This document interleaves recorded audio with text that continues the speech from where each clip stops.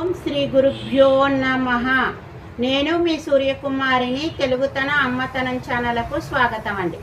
అయితే ఈ వీడియోలోని మనకి శ్రీరామనవమి అనేటువంటిది వస్తోంది కదండి. మనకి శ్రీరామనవమి అనేటువంటి పండుగ వస్తుంది కదండి. మరి చైత్రమాసంలో మనం పండుగలు చేసుకునే వాటిల్లో ఉగాది తర్వాత ఏం చేసుకుంటా అంటే శ్రీరామనవమి చేసుకుంటాం. తర్వాత వేరే ఇంకా అలాగే పెళ్ళిళ్ళు జరుగుతూ ఉంటాయి, అన్నీ ఉంటాయన్నమాట అండి. అయితే ఈ శ్రీరామనవమి అనేటువంటిది ఇంటింటా శ్రీరామనవమి పూజ, వాడవాడ శ్రీరామ కళ్యాణం అనేటువంటి నానుడు ఉందండి. అంటే ఇంట ప్రతి ఇంట్లోనూ కూడా శ్రీరామచంద్రుని యొక్క పటాన్ని పెట్టుకొని లేకపోతే భావన చేసి పూజ చేసుకోవడం అనేటువంటిది జరుగుతుంది. ఆ వాడలో సీతారామ కళ్యాణం జరగటం అనేటువంటిది ఉంటుందన్నమాట అండి. అందుకోసం అనే సామెత ఏమిటంటే అండి, ఇంటింటా శ్రీరామ పూజ, వాడవాడ శ్రీరామ కళ్యాణం అని చెప్తారని.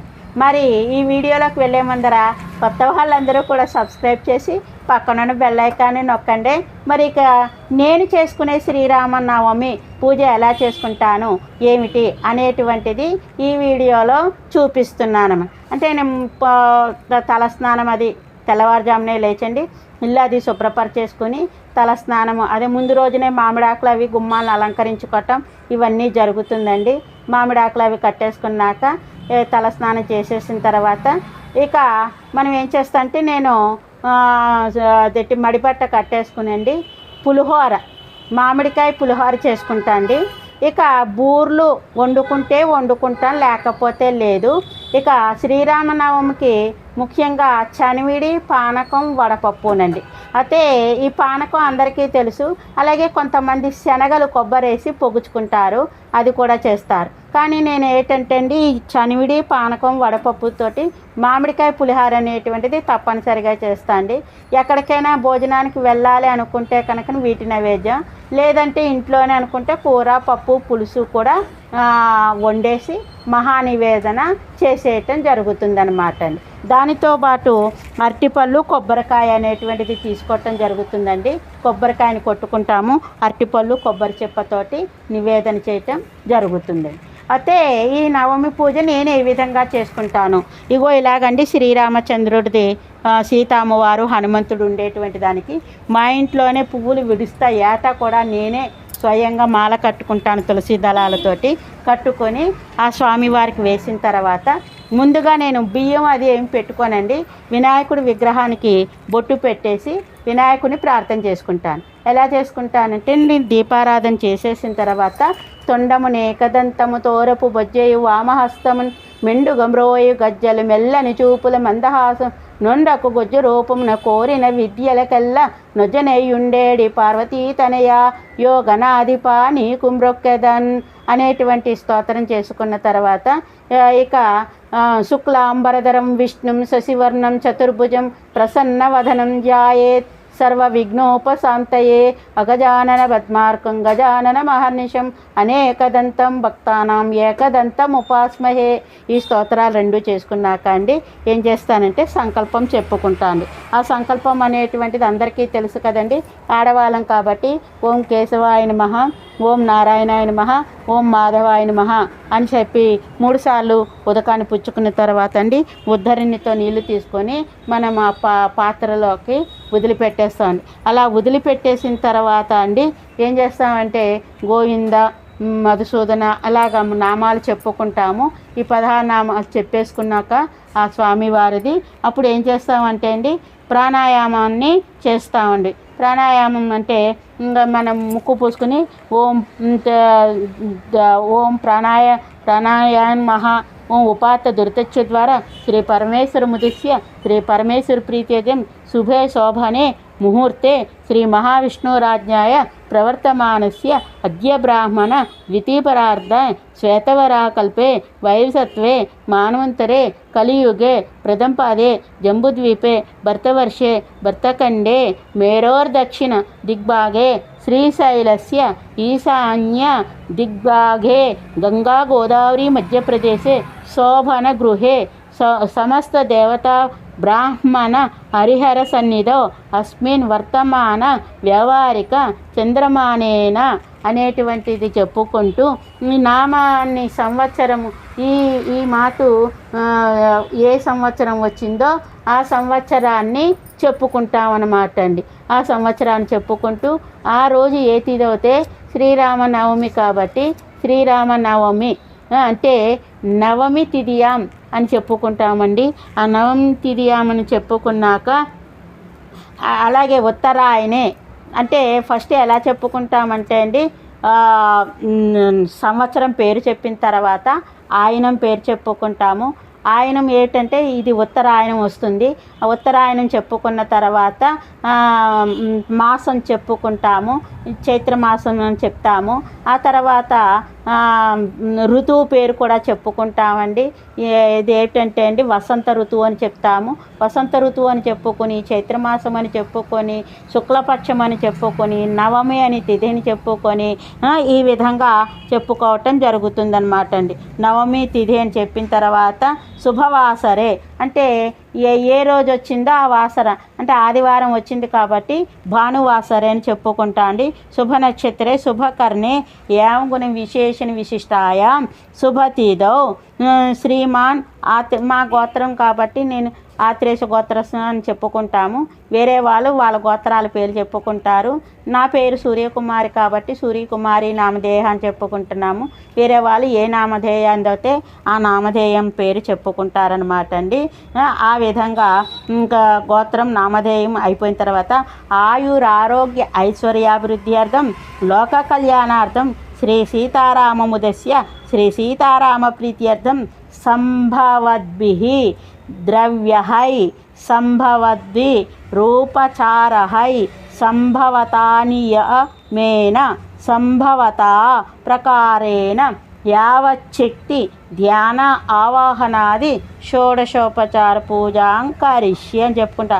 ఎందుకంటే ధ్యానంతో పాటు మన యొక్క శక్తితోటి షోడశోపచార పూజాన్ని చేసుకుంటున్నామండి అని చెప్పి అక్షింతలు తీసుకొని మనము కలశంలోంచి నీళ్ళు తీసుకొని వదిలిపెట్టడం జరుగుతుందన్నమాట. ఆ తర్వాత గణేషుని ముందనే ప్రార్థించేసాం కదండి.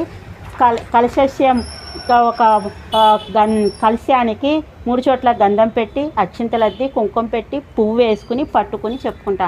కలశస్య ముఖే విష్ణు కంఠే రుద్రస్రమాశ్రితః మూలతత్రే స్థితో బ్రహ్మ మధ్య మాతృగణాః స్మృతాః కుచ్చతౌ సాగరాః సర్వే సప్తదీపా వసుంధర ఋగ్వేదో యజుర్వేద సామవేద అధర్వణః అంగైశ్చ సహిత సర్వే కలశాంబు సమాశ్రితాః నర్మదే సింధు కావేరి జలేస్మిన్ సన్నిధిం కురు కావేరీ తుంగభద్రా చ కృష్ణవేణీ చ గౌతమి భాగీరథీ విఖ్యాతః పంచగంగాః ప్రకీర్తితాః ఆయంతు మమ దురితక్షయకారకః పూజార్థం కలశోదకేన దేవం ఆత్మానం చ పూజాద్రవ్యాన్ని సంప్రోచ్య కలశంలో ఇలా తిప్పుకుంటూ చెప్పుకున్నాక ఆ దేవి మీద అంటే ఆ సీతారామచంద్రుల వారి మీద, ఆ తర్వాత మన పుష్పాల మీద పూజా ద్రవ్యాల మీద, ఆ తర్వాత ఆత్మానాం అంటే మన నెత్తి మీద చల్లుకోవటం అనేటువంటిది జరుగుతుందండి. ఇలా జరిగిన తర్వాత మరలా ఒకసారి వినాయకునికి నమస్కరించుకున్న తర్వాత మనం ఏం చేస్తామంటే సీతారాముల వారి యొక్క సీతారాముల వారిని ఏం చేసుకుంటున్నామంటే ఓం శ్రీ సీతారామ చంద్ర ప్రభో ధ్యానం సమర్పయామి అని చెప్పుకుంటా అండి. ఓం శ్రీ సీతారామచంద్ర ప్రభో ఆవాహనం సమర్పయామి రండి. ఓ సీతారామచంద్ర ప్రభో ఆసనం సమర్పయామి. రత్నఖచిత సింహాసనం అంటే ఆసనానికి రత్నఖచిత సింహాసనం ఏర్పరిచాం. ఓం శ్రీ సీతారామచంద్ర ప్రభో పాదయో పాద్యం సమర్పయామి అంటే పాదాలకు నీళ్ళు ఇచ్చి చూపి.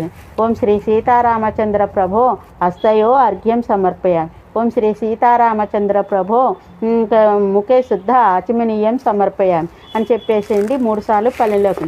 ఓం శ్రీ సీతారామచంద్ర ప్రభో వస్త్రయుగ్మం సమర్పయామి. ఓం శ్రీ సీతారామచంద్ర ప్రభో యజ్ఞోపవీతం సమర్పయామి. ఓం శ్రీ సీతారామచంద్ర ప్రభో దివ్యశ్రీ చందనం సమర్పయామి. ఓం శ్రీ సీతారామచంద్ర ప్రభో పుష్పం సమర్పయామి. ఓం శ్రీ సీతారామచంద్ర ప్రభో ఇంకా అక్షతాన్ సమర్పయామి. ఓం శ్రీ సీతారామచంద్ర ప్రభో అధంగ పూజమని చెప్పుకుంటాం అనమాట అండి. ఈ విధంగా అధంగ పూజ ఎలా చెప్తానంటే అండి, ఓం శ్రీ రామచంద్రాయ నమః పాదౌ పూజయామి. ఓం శ్రీ రాజీవలోచనాయ నమః గుల్ఫౌ పూజయామి. ఓం శ్రీ విశ్వరూపాయ నమః జంఘే పూజయామి. ఓం శ్రీ రావణాంతకాయ నమః జానూని పూజయామి. శ్రీ వాచస్పతియే నమః ఊరుం పూజయామి. ఓం శ్రీ లక్ష్మణాగ్రజాయ నమః కటిం పూజయామి. ఓం శ్రీ విశ్వమూర్తయే నమః గుహ్యం పూజయామి. ఓం శ్రీ విశ్వామిత్రప్రియాయ నమః నాభిం పూజయామి. ఓం శ్రీ పరమాత్మనే నమః హృదయం పూజయామి. ఓం శ్రీ కంఠాయ నమః కంఠం పూజయామి. ఓం సర్వాస్త్రధారిణే నమః బాహుం పూజయామి. ఓం శ్రీ రఘుద్వహాయ నమః ముఖం పూజయామి. ఓం శ్రీ పద్మనాభాయ నమః జిహ్వాం పూజయామి. ఓం శ్రీ దామోదరాయ నమః దంతాన్ పూజయామి. ఓం శ్రీ సీతాపతియే నమః లలాటం పూజయామి. ఓం శ్రీ జ్ఞానగమ్యాయ నమః శిరః పూజయామి. ఓం శ్రీ సర్వాత్మనే నమః సర్వాంగనీ పూజయామి. ఇలాగా పూజ చేయటం అనేటువంటిది జరుగుతుందండి. ఆ తర్వాత అండి ఇవన్నీ అయిపోయింది కదా, ఇంకా మామూలుగానే నేను చేసే పూజా విధానంతో చెప్తున్నానండి. ఇంతే ధూపం ఆగ్రాపయామి. ఓం శ్రీ సీతారామచంద్ర ప్రభో ధూపం ఆగ్రాపయామి అని ఇలా ధూపాన్ని వెలిగించి చూపిస్తాను. ఓం శ్రీ సీతారామచంద్ర ప్రభో దీపం దర్శయామి. ఒక నావునేతి దీపాన్ని వెలిగించుకునండి, ఆ దీపాన్ని చూపిస్తాండి. ధూపానంతరం శుద్ధ ఆచమనీయం సమర్పయామి అని చెప్తానండి. అంటే నీళ్ళ చుక్కని విధులు పెట్టేస్తాను. విధులు పెట్టేసిన తర్వాత నివేదనకి కావలసినవన్నీ కొబ్బరికాయను కొట్టుకొని అరటిపళ్ళు ఇవన్నీ పెట్టి నివేదన చేయటం జరుగుతుందండి. చూపిస్తాను.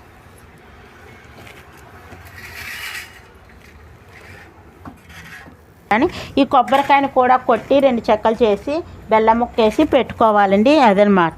ఆ విధంగా పెట్టిన తర్వాత నైవేద్యానికి మనము సంకల్పం అంటే ఆ అమ్మవారి యొక్క నైవేద్యాన్ని ఏ విధంగా పెట్టుకుంటున్నామో అది కూడా చెప్తున్నామండి. ఇక్కడ ఉంది నైవేద్యాన్ని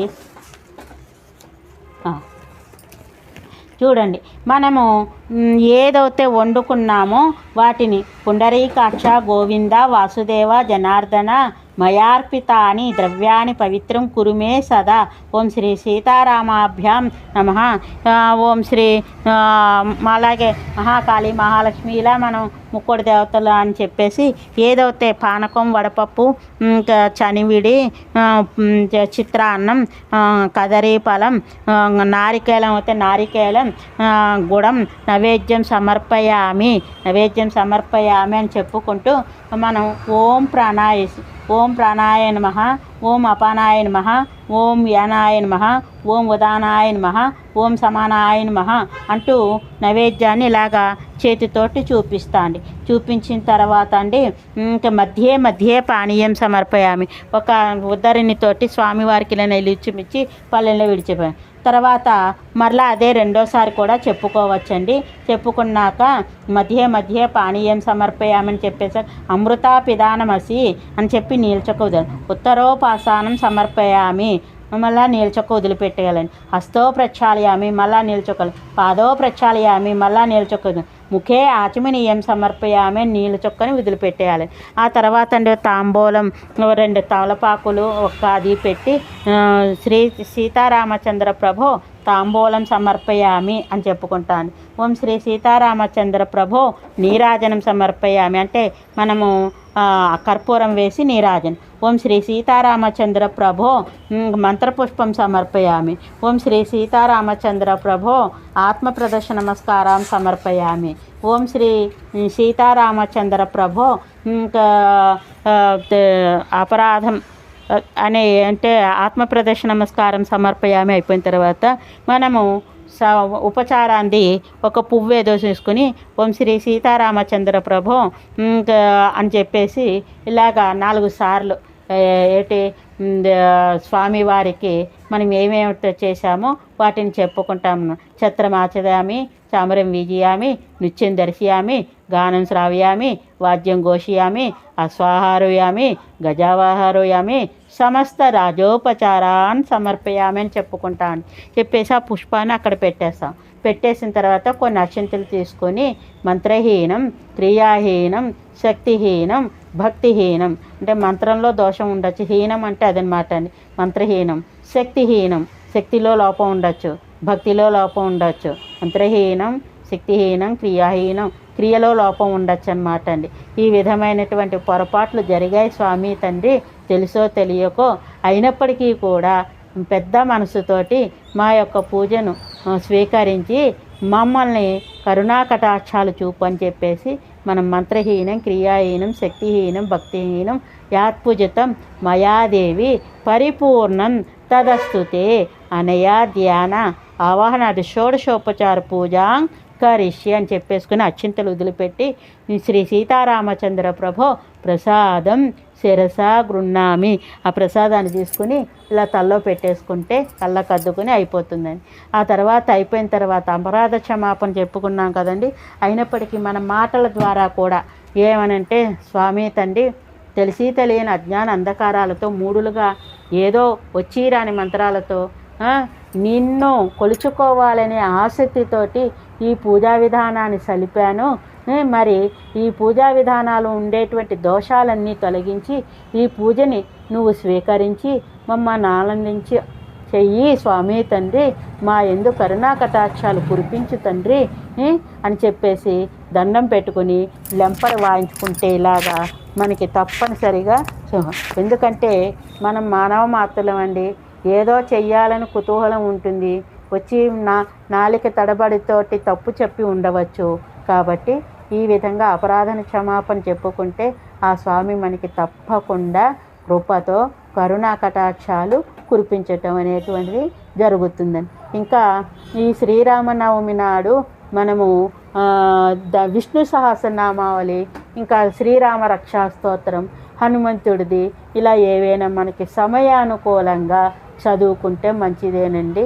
మరి శ్రీరామ నవమి నాడు మన చుట్టాలు బంధువులు వీళ్ళతోటి మనకి సమయం కుదరలేదు అనుకుంటే అండి, శ్రీరామ రామ రామేతి రమే రామే మనోరమే సహస్రనామ తత్తుల్యం రామనామ వరాననే ఇతి రామనామ వరానన ఓం నమ ఇతి అని 3 సార్లు చెప్పుకుంటే ఆ పరమేశ్వరుడు కృపా కటాక్షాలు మనకి. అలాగే హనుమంతుడిది కానీ మంగళహారతి ఇచ్చినప్పుడు రామచంద్రాయ జనక రాజజ మనోహరాయ మామకాభీష్టదాయ మహిత మంగళం మహిత మంగళం ఇలా ఏదో మనకు తోసింది ఆనంద పరవశ్యంతో చెప్పుకుంటూ ఉంటాము.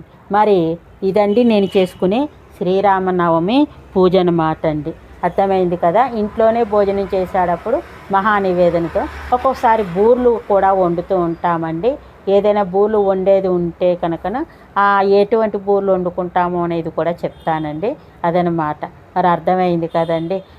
ఇందులోని తప్పులు ఉంటే ఒప్పులుగా భావించండి. ఏదో తెలిసి తెలియని అజ్ఞానంతో స్వామిని కొలుచుకోవాలి, స్వామి మనకి కావాలి అనేటువంటి భక్తి భావనతో ఈ పూజ చేశానండి. ఇందులో తప్పులు ఉంటే ఒప్పులుగా అందరూ కూడా భావించండి. మరి ఇక ఉంటానండి. మీరందరూ కూడా ఆనందోత్సవాలతో ఆ శ్రీరామనవమి పూజను సలుపుకొని అందరూ కూడా ఆహ్లాదకరంగా ఉండాలని కోరుకుంటున్న మీ సూర్యకుమారి. అందరికీ కూడా ధన్యవాదాలండి. అంతేకాదండి, మర్చిపోకండి ఒక లైక్ చేయండి, షేర్ చేయండి, మీరు కామెంట్స్ పెట్టండి. ఇక ఉంటానండి. లోకాన్ సమస్తాన్ సుఖినో భవంతు.